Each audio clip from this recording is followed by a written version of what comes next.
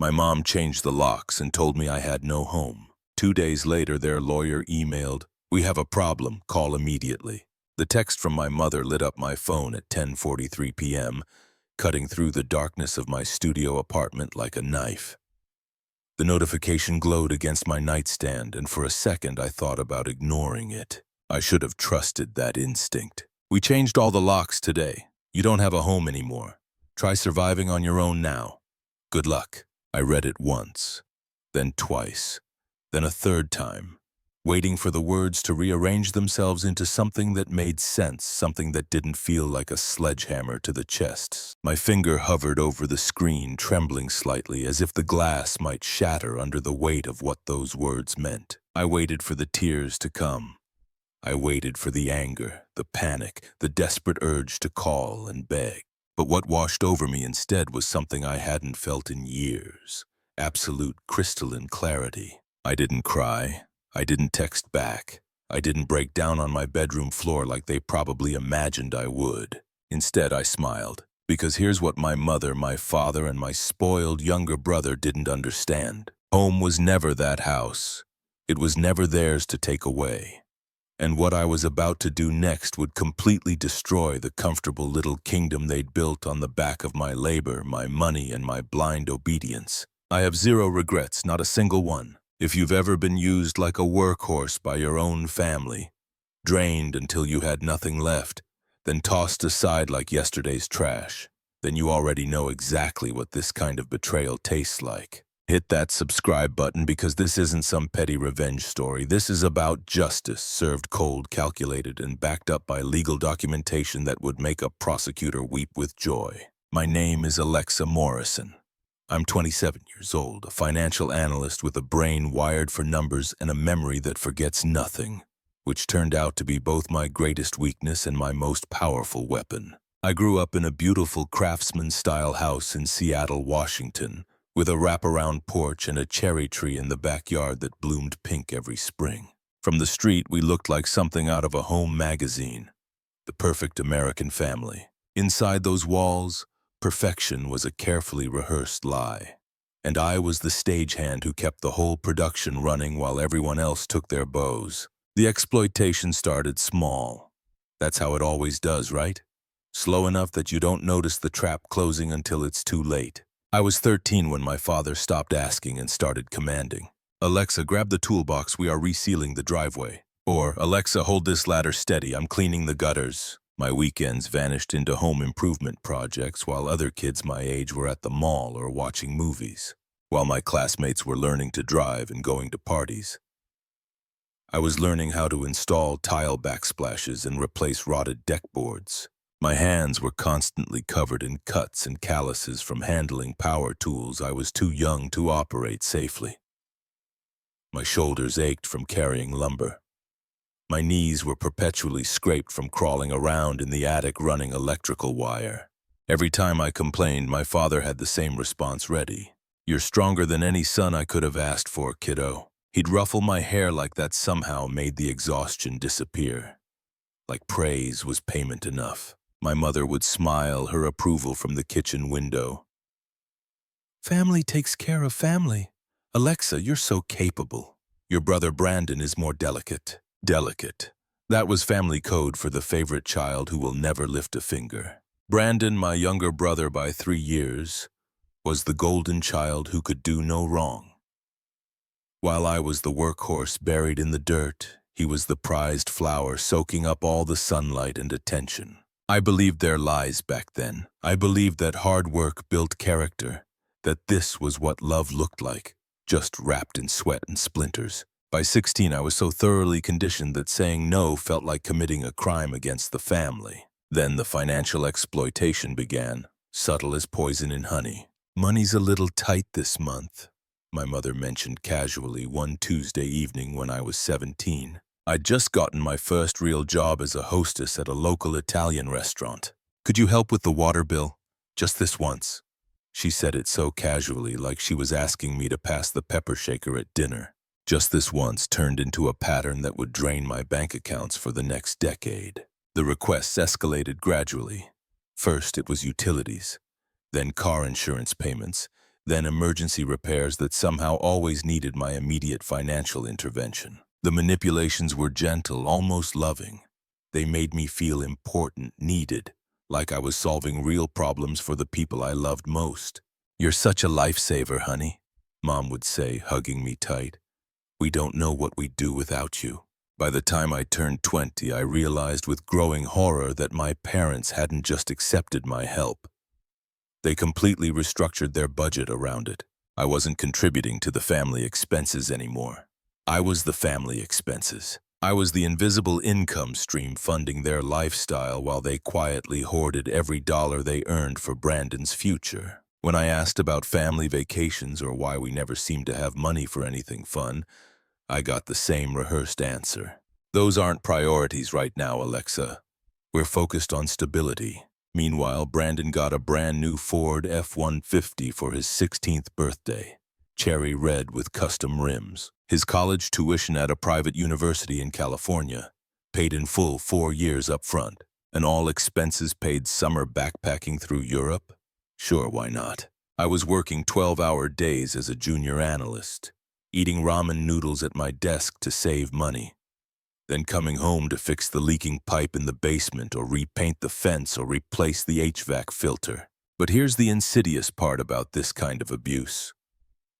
Love disguises itself as logic when you've been trained from childhood to accept crumbs and call it a feast. I told myself it was fair because I was the strong one, the responsible one, the capable daughter who didn't need as much help.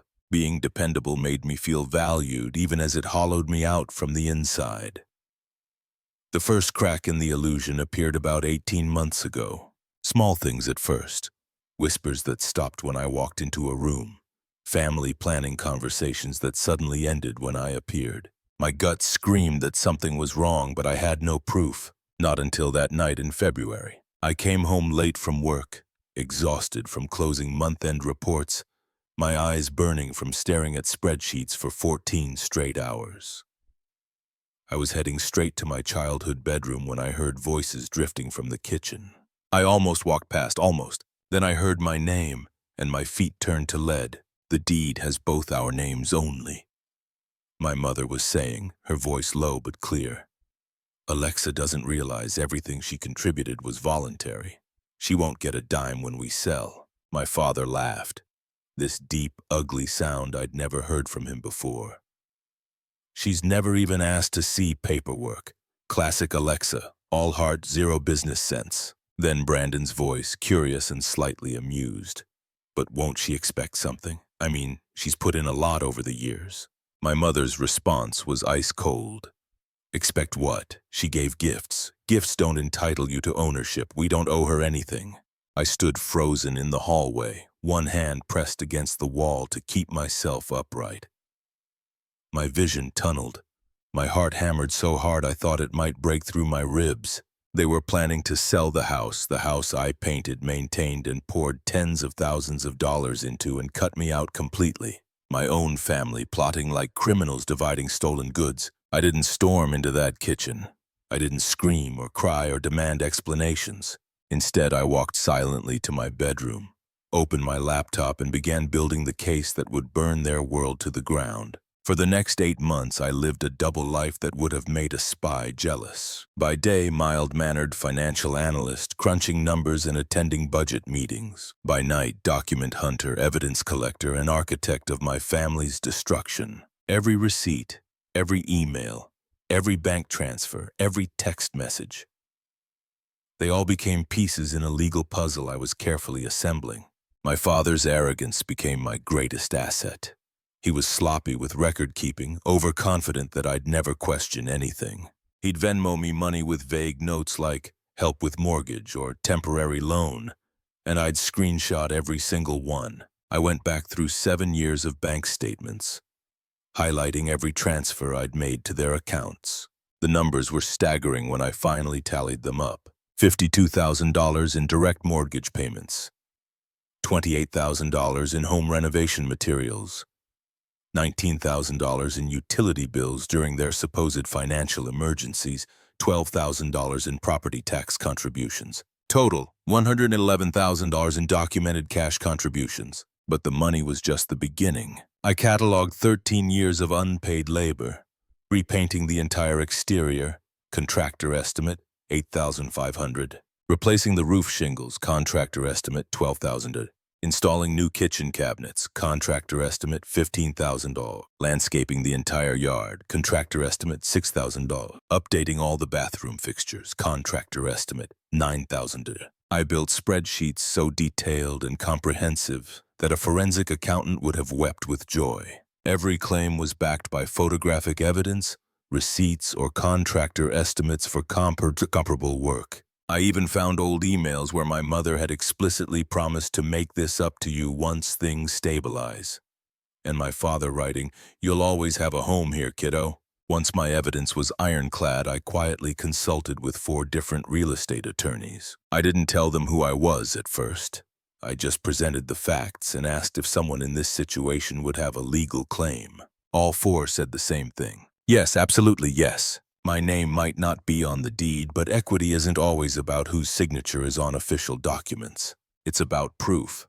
Bank records, labor documentation, and a clear pattern of financial contribution with a reasonable expectation of benefit. Under Washington state law, I potentially had a claim for unjust enrichment, quantum meruit, and constructive trust. In plain English, they benefited from my contributions under circumstances that made it unjust for them to keep everything. So I waited, I watched, I documented every interaction. And then on a cold September evening, that text message arrived. "We changed all the locks today. You don't have a home anymore." It didn't break me. It completed my case. That smug little message was the final piece of evidence I needed.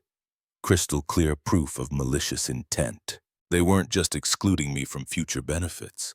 They were actively trying to harm me, to make me homeless. To punish me for what? Being useful? They thought they were locking me out. What they'd actually done was hand me a smoking gun with their fingerprints all over it. I slept better that night than I had in years. At 8 a.m. sharp the next morning, I walked into my office with a latte in one hand and my phone in the other. My attorney, Richard Kowalski, a bulldog in a Brooks Brothers suit, answered on the first ring. "Alexa, good morning." I stared out my office window at the Seattle skyline, watching the morning sun cut through the fog. "File the petition," I said, my voice steady despite the adrenaline coursing through my veins. He didn't need clarification. We'd been preparing for this moment for months. "Consider it done." 48 hours later, my parents' attorney called my cell phone in what I can only describe as barely controlled panic. "Miss Morrison, we need to discuss the situation immediately. This is extremely serious." Of course, it was serious. Their neat little scheme was unraveling, and I'd just yanked the thread that would collapse the entire thing. But I didn't call back right away. I wanted them to sweat. I wanted them to feel a fraction of the anxiety and betrayal they'd inflicted on me for years. I wanted them to understand that the daughter they'd used as an ATM and free labor had grown into a woman who understood exactly how power worked and how to wield it. The mandatory mediation came 9 days later in a sterile conference room downtown. All glass walls and uncomfortable modern furniture. Fluorescent lights hummed overhead, casting everything in harsh, unforgiving brightness. A long conference table dominated the space. My legal team sat on one side, Richard and his junior associate, both armed with file boxes full of evidence. Their side was still empty when I arrived. Then the door opened and my family walked in. My father looked like he'd aged 5 years in a week. Red-faced, rumpled, his usual swagger completely gone. My mother wore her church lady outfit, probably thinking it would make her look sympathetic and victimized. Brandon trailed behind them, looking confused and vaguely annoyed, like this was all a massive inconvenience. For the first time in months, I was in the same room with all 3 of them. I felt nothing. No anger, no sadness, no residual love or longing for reconciliation. Just cold professional focus. I didn't make eye contact. I didn't acknowledge them. I simply placed a thick accordion file on the table and slid it toward the center. "What the hell is this?" my father demanded, his voice carrying that familiar tone of dismissive authority that used to make me shrink. Not anymore. Richard opened the file with deliberate precision, like a surgeon making the first incision. Documentation of my client's financial contributions to the property located at 847 Maple Grove Avenue, Seattle, he said smoothly, as well as comprehensive evidence of labor and materials provided over a 14-year period. Inside were copies of everything I'd gathered, bank statements showing $52,000 in direct mortgage payments, receipts for $28,000 in home improvement materials, utility payment records during their emergencies, contractor estimates for work I'd performed myself, valued at over $50,000. But the most devastating evidence was a printed stack of text messages and emails, where they'd explicitly requested my help, promised it was temporary, and assured me they'd make things right once their situation improved. My father flipped through the pages, his confident expression crumbling with each turn. My mother tried to interrupt several times, but her voice kept catching as the scope of the documentation became clear. Brandon just sat there, his eyes darting between the papers and his parents' faces, finally understanding he wasn't the beloved son in a loving family. He was a beneficiary in a calculated scheme to exploit his sister. "This is ridiculous," my father finally sputtered. "Those were gifts! Family helping family. Alexa never asked for any kind of formal arrangement. This is extortion." Richard's response was calm, precise, and absolutely lethal. "Mr. Morrison," he said, his tone professionally neutral, "these documents demonstrate a clear pattern of solicited contributions made under the explicit representation that they were temporary assistance during financial hardship." He pulled out another stack of papers, bank statements I'd subpoenaed through pre-litigation discovery, showing my parents' actual financial position during the periods when they claimed to be struggling. "You'll notice," Richard continued, "that during the same period when you were requesting thousands of dollars from my client for emergency expenses, you maintained savings accounts with balances exceeding $180,000 and investment portfolios worth approximately $240,000. The silence in that room was suffocating. My mother's face went pale. My father's jaw clenched so tight I could see the muscles jumping. Brandon looked like he might be sick. "Furthermore," Richard said, pulling out a printed screenshot of that text message blown up to fill an entire page. "The message Mrs. Morrison sent to my client." He read it aloud slowly, letting each word land like a hammer. "We changed all the locks today. You don't have a home anymore. Try surviving on your own now. Good luck. Demonstrates clear malicious intent to deprive my client of any benefit from her contributions." I watched my parents' faces as reality crashed down on them. That house, their fortress, their kingdom, their weapon against me was slipping through their fingers like water. My mother tried to speak first, her voice shaking. "Alexa, sweetie, this is all a misunderstanding. You never meant for me to keep records," I interrupted, speaking directly to her for the first time. My voice was steady, calm, almost gentle. "You never meant for me to understand property law. You never meant for me to realize I've been subsidizing your lifestyle while you saved every penny for Brandon's future." My father's face turned an alarming shade of purple. "After everything we did for you, raising you, housing you, feeding you, after using me as free labor for 14 years, I cut him off. After taking $111,000 of my money under false pretenses, after planning to sell the house I helped build and maintain without giving me a single cent." Richard laid out our demands with surgical precision. "My client is not seeking simple repayment of her monetary contributions," he began. "She's seeking recognition of her rightful ownership stake in the property based on those contributions and her reasonable expectation of benefit. Given the documented evidence of financial investment and substantial labor, we are demanding a 45% ownership interest in the property or equivalent monetary compensation based on current market value." The room exploded. My father started shouting about ungrateful children and legal blackmail. My mother dissolved into tears, wailing about family loyalty and how I was destroying everything we built together. Brandon just sat there in stunned silence, probably calculating how much his inheritance had just evaporated. But I remained perfectly calm.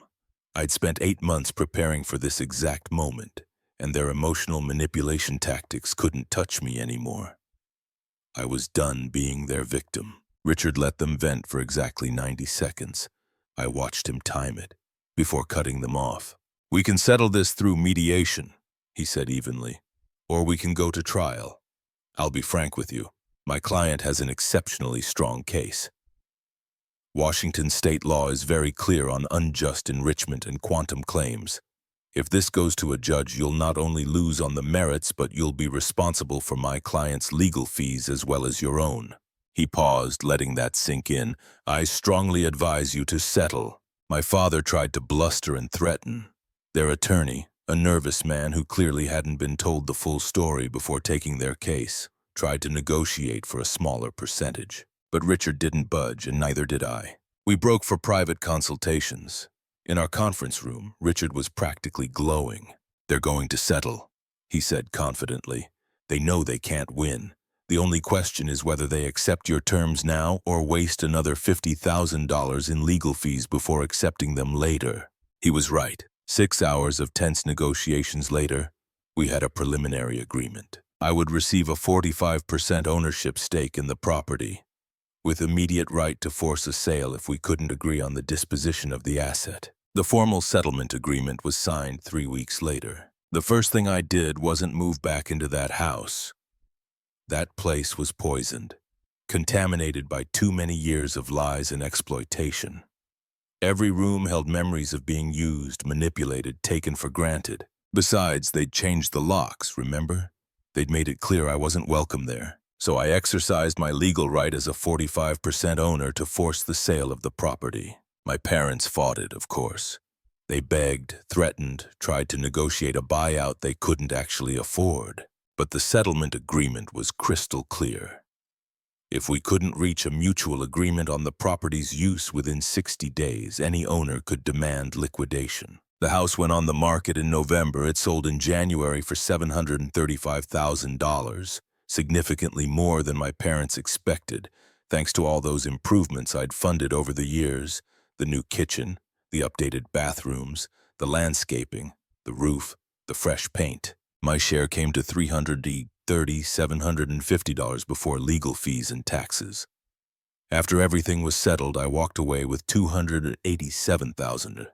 But here's the beautiful poetic justice of it all. My parents had been counting on that house sale to fund their retirement. They'd planned to pocket the full $735,000, buy a smaller place for maybe $400,000, and invest the remaining $335,000 for their golden years. Instead, they got $44,250 before their own legal fees and taxes, which were substantial. After everything, they barely cleared $340,000. Enough to buy a modest condo in a less desirable neighborhood, with almost nothing left over for retirement savings. Their dreams of a comfortable, wealthy retirement vanished overnight. The dividend wasn't just financial. The emotional return was priceless.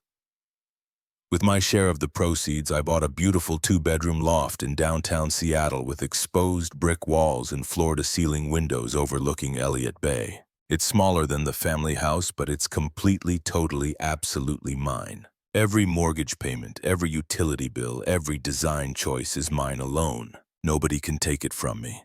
Nobody can weaponize it against me. Nobody can hold it over my head as leverage.